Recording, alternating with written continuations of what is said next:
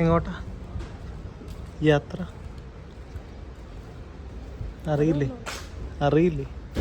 എവിടെ പറ. ബാലി. ഓക്കെ, അപ്പോൾ ഈ പ്രാവശ്യം എന്തായാലും വീഡിയോ കണ്ടുകൊണ്ടിരിക്കുകയാണ്, പിന്നെ എന്തിനാ ഈ സസ്പെൻസും കാര്യങ്ങളൊക്കെ. അപ്പോൾ ഈ പ്രാവശ്യം ഞങ്ങൾ ബാലിയിലേക്കാണ് പോകുന്നത്. അപ്പോൾ എയർപോർട്ടിൽ തന്നെയാണ് കാറ് പാർക്ക് ചെയ്തത്. ഇവിടെ എയർപോർട്ടിൻ്റെ പുതിയ പാർക്കിംഗ് ചാർജ് അനുസരിച്ച് 2 വീലേഴ്സിന് 150, നമ്മുടെ 4 വീലേഴ്സ് ആണെങ്കിൽ 350 പെർ ഡേ ആണ്. ഇവിടെ സേഫാണ്. ഞങ്ങളെപ്പോഴും പോകുമ്പോൾ ഇവിടെ കാറിട്ട് തന്നെയാണ് പോകാറ്.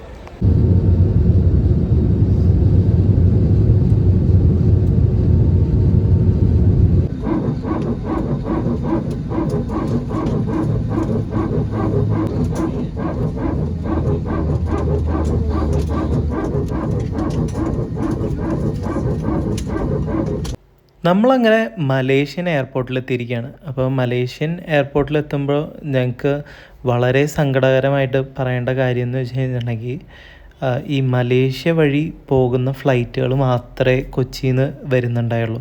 ബാക്കി എല്ലാ ഫ്ലൈറ്റുകളും ദുബായ്, മിഡിൽ ഈസ്റ്റ് കൺട്രീസുള്ള എല്ലാ ഫ്ലൈറ്റുകളും ക്യാൻസലേഷൻ നടന്നുകൊണ്ടിരിക്കുകയായിരുന്നു. അങ്ങനെ മലേഷ്യയിലെത്തി ഞങ്ങൾ ഒരു ക്വിക്ക് ബൈറ്റ് എടുക്കുകയാണ്. ഇനിയും ഒരു 4 മണിക്കൂർ പറക്കണം ബാലി എത്താൻ വേണ്ടിയിട്ട്.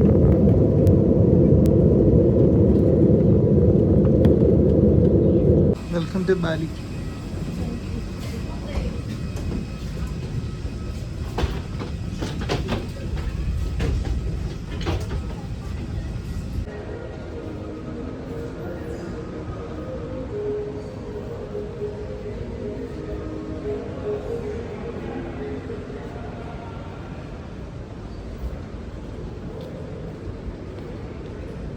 ഇന്തോനേഷ്യയിലെ തന്നെ ഒട്ടനവധി ഐലൻഡുകളിൽ ഒരു ഐലൻഡ് മാത്രമാണ് ബാലി.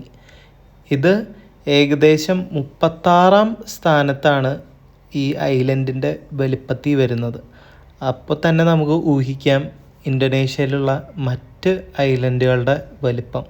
80% ബാലിക്കാരും ടൂറിസത്തിനെ ഡിപ്പെൻഡ് ചെയ്ത് ജീവിക്കുന്നവരാണ്. അതുപോലെ തന്നെ ഇവിടെയുള്ളവർ 86% ഹിന്ദുക്കളും ബാക്കിയുള്ളവർ മുസ്ലിംസും ക്രിസ്ത്യൻസുമാണ്.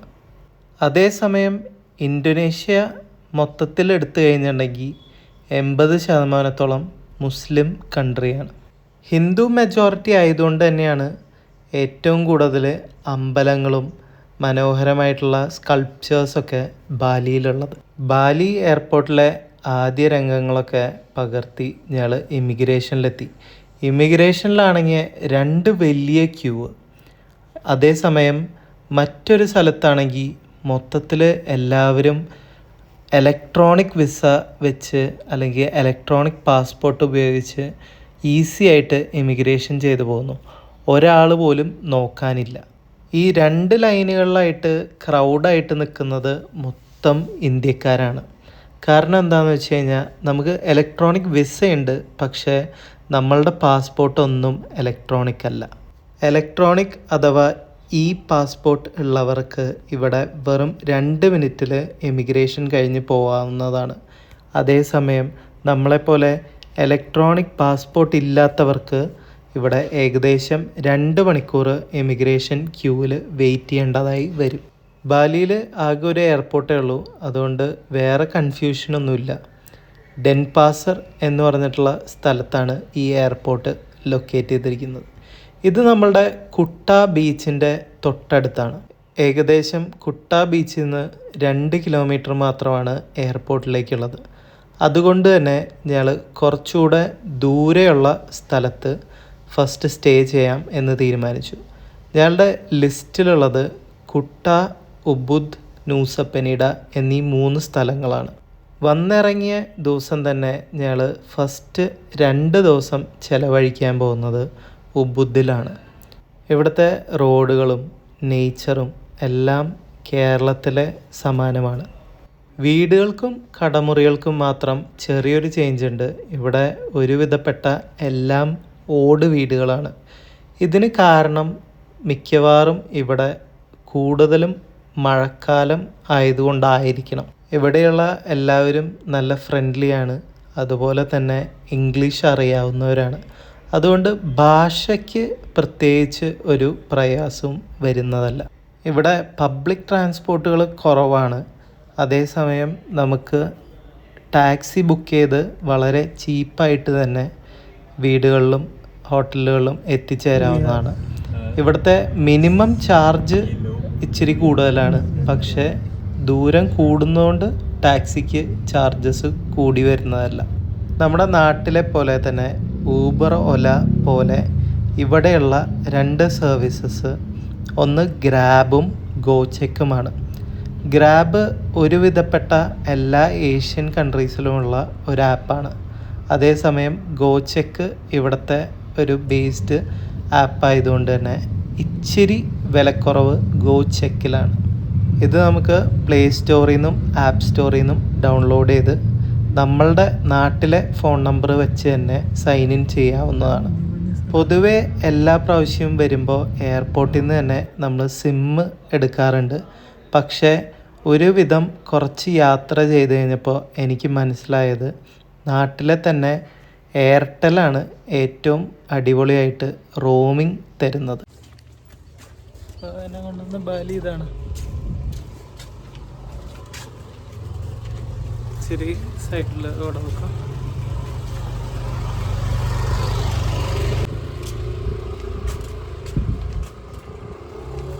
ബാലിയിലെ പൂ വെച്ചിട്ടാണ് ബാലിയിൽ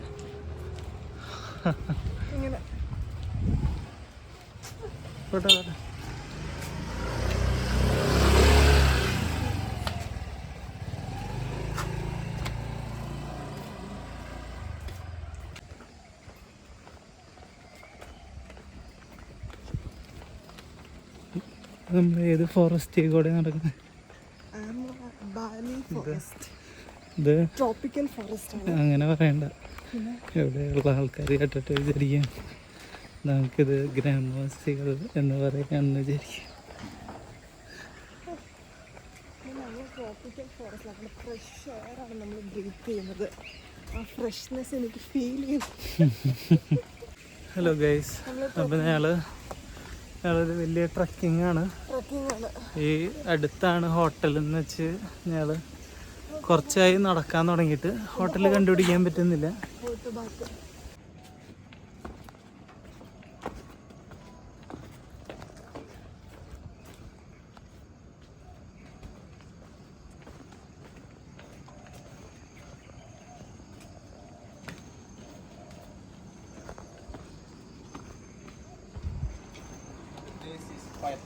Yeah.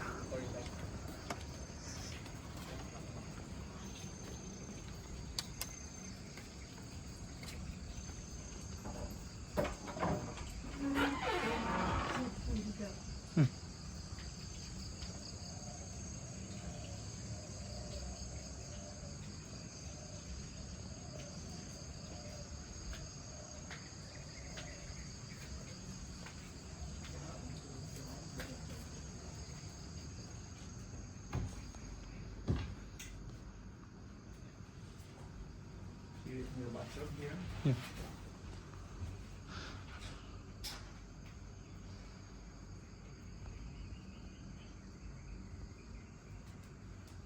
Yeah. Thank you. Thank you, sir.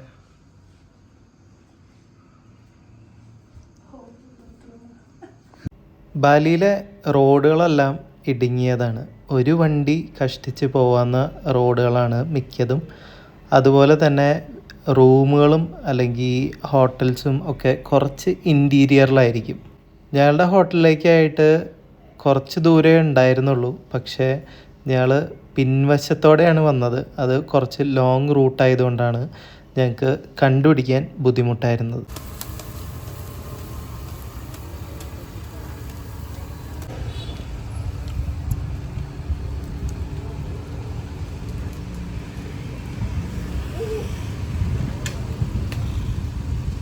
Hello. One more. Yeah. Not rice cake. This. Okay, only second. ഒരു ഇഡ്ഡലി പോലത്തെ നമ്മളുടെ ഇതുപോലത്തെ ആദ്യ ദിവസം കുറച്ച് റെസ്റ്റ് ചെയ്ത് നമ്മൾ രാത്രിയിലാണ് ഇറങ്ങിയത്. നമ്മൾ അപ്പോൾ ഒരു പോർക്ക് സാത്തേ എന്ന് പറഞ്ഞിട്ടുള്ളൊരു സംഭവം കഴിക്കുകയുണ്ടായി. അപ്പോൾ നാട്ടിൽ വെച്ചും ഞാൻ ഇതുപോലത്തെ സാത്തേ കഴിച്ചിട്ടുണ്ട്. പക്ഷേ ടേസ്റ്റിൻ്റെ വയസ്സാണെങ്കിൽ ഈ പോർക്ക് സാത്തേരെ കമ്പയർ ചെയ്യാനേ പറ്റില്ല. അത്ര അടിപൊളിയായിരുന്നു ഈ പോർക്ക് സാത്തേ എന്ന് പറയുന്നത്. അത് അവർ സെർവ് ചെയ്യുന്നത് ഒന്നില്ലെങ്കിൽ പോർക്ക് സാത്തേ മാത്രമോ അല്ലെങ്കിൽ അതിൻ്റെ കൂടെ ഒരു റൈസ് കേക്കുമായിട്ടാണ്. തിരിച്ച് ചെന്ന് ഹോട്ടലിൽ കിടന്നുറങ്ങി രാവിലെ എഴുന്നേറ്റ് യാത്ര തുടങ്ങി.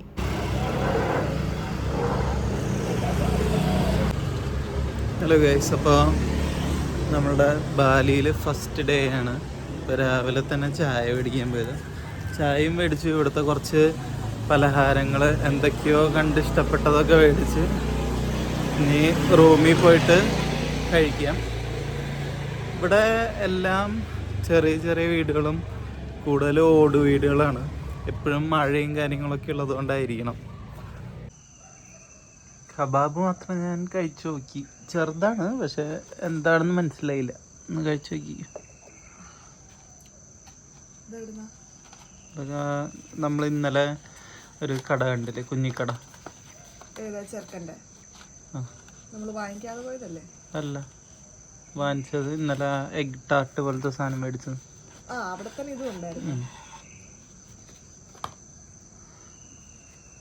ചെറുതായിരുന്നു, ഒരു 2 കടി അടിച്ച് 10,000 രൂപ.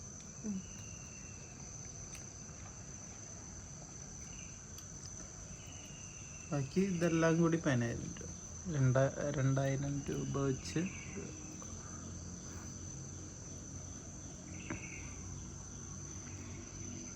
let's try the next one. Let's try the next one.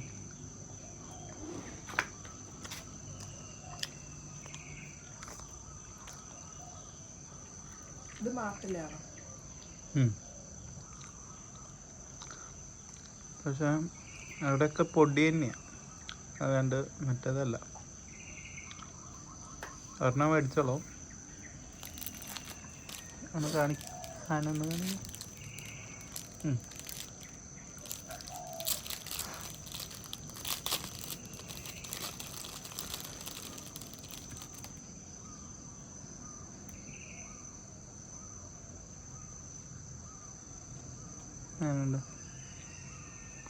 ഇങ്ങനത്തെ സാധനം നമ്മുടെ നാട്ടിലുണ്ട്, പക്ഷെ അതെന്താണെന്ന് എനിക്ക് പറയാൻ പറ്റില്ല.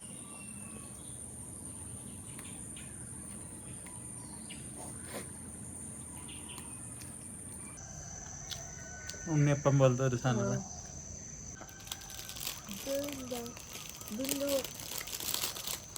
എല്ലാടെയാണോ? എല്ലാ നമ്മുടെ ഓലയാ പനയാ അതിന്റെ ഒരു കവറാ എടുത്തിട്ടല്ലേ കഴിക്കുക. ഇത് അരിയാണെന്നാണ് എനിക്ക് തോന്നുന്നത്. ചോറ് വെച്ചിട്ടുള്ള എന്തോ ആണ്. അങ്ങനെ അവരിങ്ങനെ ഇതൊക്കെ വെച്ച് സ്റ്റാപ്പിൾ ചെയ്തേക്കുന്നു. എനിക്ക് തോന്നുന്നു ഈ അടയൊക്കെ ഉണ്ടാക്കില്ലേ, അതേപോലെ തന്നെ ആവിക്ക് കയറ്റി എന്തോ സാധനം. ആവിക്ക് കയറ്റിയതാ. ചോറ് തന്നെ നമ്മുടെ ശർക്കരയൊക്കെ ഇട്ട് നല്ലതാണ്. നമ്മളവിടെ ഇതില്ല. വേണമെങ്കിൽ ആ പാൽച്ചോറൊക്കെ ഇല്ലേ, അതിന്റെ ഒരു ഭാഗം അവനെ വേവിച്ചെടുത്ത പോലെ ഉണ്ട് അട.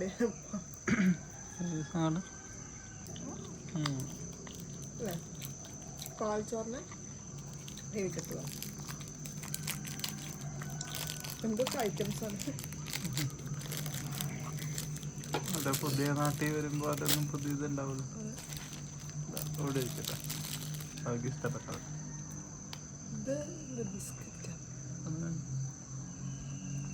ഒന്ന് നേരെ കാണിച്ച് ട്രയാങ്കിൾ പോലെ.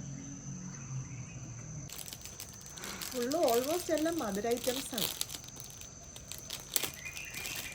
പിന്നെ റൈസ് നൂഡിൽ എന്ന് പറഞ്ഞിട്ട്, റൈസ് നൂഡിലല്ല, ഞാൻ ചെറിയ ചെറിയ കട്ട സുഷി പോലെ കോലൊക്കെ ആയിട്ടുള്ളതുണ്ടായിരുന്നു. ഞാൻ മേടിച്ചില്ല.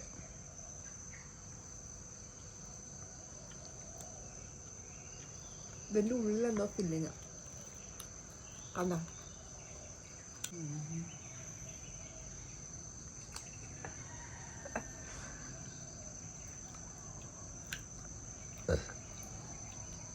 എങ്ങനെയുണ്ട്? അരി അലുവ പോലത്തെ ഒരു സാധനമാണ്, വേണ്ട. പക്ഷെ മധുരം അത്ര ഇല്ല, നല്ല സോഫ്റ്റ് ആണ്, ജിഗിളി ജിഗിളി. ഇങ്ങനത്തെ ഒരു ടെക്സ്ചർ ഇഷ്ടപ്പെടുന്നവർക്കൊക്കെ ഇഷ്ടപ്പെടുമായിരിക്കും. ഞങ്ങളുടെ മിക്ക ട്രിപ്പിലും ഞങ്ങൾ രണ്ടുപേരും കൂടെയാണ് എല്ലാം ഓർഗനൈസ് ചെയ്യാറ്. പക്ഷേ ഇത്തവണ എനിക്ക് ഒന്നിനും സമയം കിട്ടിയില്ല. ലാസ്റ്റ് ഡേ ബാലിക്ക് വരുന്ന അന്ന് വരെ വർക്ക് ചെയ്തിട്ടാണ് ഞാൻ വന്നത്. അതുകൊണ്ട് തന്നെ മുന്നിൽ നടന്ന് എല്ലാ സ്ഥലങ്ങളും കാര്യങ്ങളൊക്കെ പറഞ്ഞു തരുന്നതും എല്ലാ കാര്യങ്ങളും നോക്കുന്നതും വൈഫ് തന്നെയാണ്. ഇന്നലെയും ഞങ്ങൾ വന്ന അതേ സ്ട്രീറ്റിലൂടെ തന്നെയാണ് ഞങ്ങൾ നടക്കുന്നത്. ഇന്ന് ഇപ്പോൾ പുലർച്ചെ ആയതുകൊണ്ട് ഒരുപാട് കടകളും പിന്നെ ഇവിടുത്തെ തനത് വിഭവങ്ങളും കാര്യങ്ങളൊക്കെ വെച്ചിട്ടുള്ളതായിട്ട് നമുക്ക് കാണാൻ കഴിയും.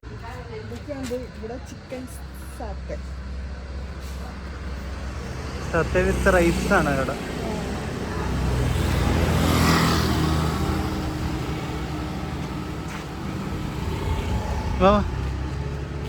ബിക്കിനി ഷോപ്പ് വേണ്ടേ?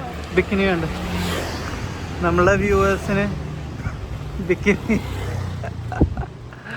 ബാലി എന്ന് കേൾക്കുമ്പോൾ എനിക്ക് നമ്മളുടെ കേരളം പോലെ അല്ലെങ്കിൽ മറ്റൊരു ഗോവ എന്നാണ് തോന്നാറ്.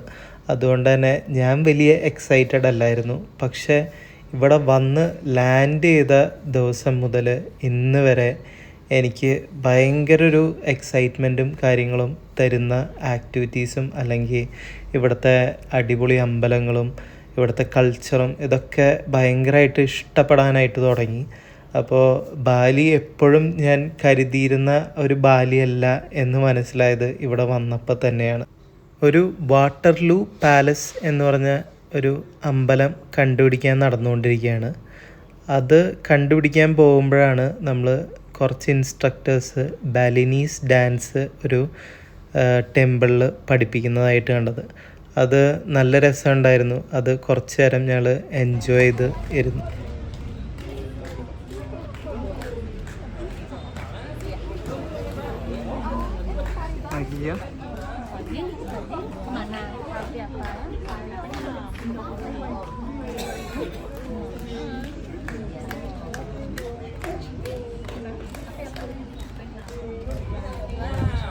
ഇവരുടെ ഡാൻസുകളിലൂടെ ഇവർ പറയുന്ന കൂടുതലും കഥകൾ മഹാഭാരതത്തിലെ കഥകളും കാര്യങ്ങളൊക്കെയാണ്. ഇവിടുത്തെ തനതായുള്ള ഡ്രസ്സിങ് സ്റ്റൈല് ആണുങ്ങളായിക്കോട്ടെ പെണ്ണുങ്ങളായിക്കോട്ടെ മുണ്ടാണ്. പക്ഷേ പെണ്ണുങ്ങൾക്ക് മുണ്ടെടുക്കുന്നത് വേറൊരു രീതിയും ആണുങ്ങൾക്ക് മറ്റൊരു രീതിയുമാണ്. അങ്ങനെ ഞങ്ങൾ വാട്ടർലൂ പാലസിലെത്തി. ഇവിടെ വന്നപ്പോൾ ഇവിടുത്തെ ക്ഷേത്രവും കാര്യങ്ങളൊക്കെ ഉള്ളതുകൊണ്ട് തന്നെ ഇവിടുത്തെ ബാലിനീസ് വേഷത്തിൽ വേണം നമ്മൾ ഈ ക്ഷേത്രവും കാര്യങ്ങളൊക്കെ കാണാൻ വേണ്ടിയിട്ട്. എല്ലാ ക്ഷേത്രങ്ങളിലേക്കും എല്ലാ പാലസുകളിലേക്കും എല്ലായിടത്തേക്കും ഒരു ചാർജും കാര്യങ്ങളൊക്കെ ഉണ്ട്. ആ ചാർജ് കൊടുക്കുന്നതിൽ ഉൾപ്പെട്ടതാണ് ഈ വേഷവിധാനവും കാര്യങ്ങളൊക്കെ.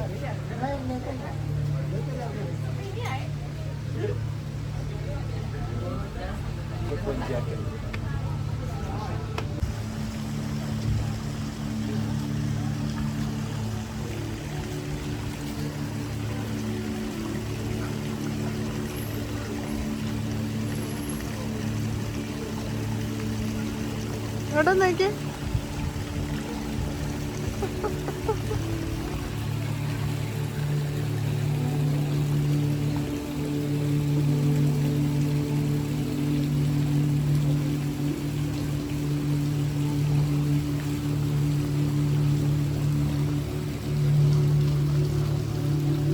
പൊതുവേ ഈ ക്ഷേത്രത്തിൽ ഭയങ്കര ജനത്തിരക്കും കാര്യങ്ങളൊക്കെയാണ്. പക്ഷേ ഞങ്ങൾ ഈ വന്ന സമയത്ത് നമ്മളുടെ മിഡിൽ ഈസ്റ്റിൽ നമ്മളുടെ വാറും കാര്യങ്ങളൊക്കെ നടക്കുന്നത് കൊണ്ട് തന്നെ പല ഫ്ലൈറ്റുകളും കാര്യങ്ങളൊന്നും വരാത്തത് കൊണ്ടും ഇവിടെ ടൂറിസ്റ്റിൻ്റെ എണ്ണത്തിൽ നല്ല കുറവുണ്ട്. അതുകൊണ്ട് തന്നെ നമുക്ക് ഏറ്റവും നല്ല മനോഹരമായിട്ടുള്ള രീതിയിൽ തന്നെ നമുക്ക് ഈ പാലസും കാര്യങ്ങളൊക്കെ ഷൂട്ട് ചെയ്യാനും ഇതിനൊക്കെ കഴിഞ്ഞു. അമ്പലം എന്തുകൊണ്ടോ അടച്ചിട്ടിരിക്കുകയാണ്, അതുകൊണ്ട് പ്രവേശനമില്ല എന്ന് പറഞ്ഞു. പക്ഷേ ഇവിടെയുള്ള എല്ലാ വശങ്ങളും ഭയങ്കര ബ്യൂട്ടിഫുള്ളായിട്ടുള്ള ഇൻസ്റ്റാഗ്രാമബിൾ സ്പോട്ട്സാണ്. അതുകൊണ്ട് ഞങ്ങൾ കുറച്ച് നേരം ഈ പാലസും കാര്യങ്ങളൊക്കെ ചുറ്റി കണ്ടുകൊണ്ട് പോവാം, അല്ലെങ്കിൽ കുറച്ച് ഫോട്ടോസും കാര്യങ്ങളൊക്കെ എടുക്കാം എന്ന് തീരുമാനിച്ചു.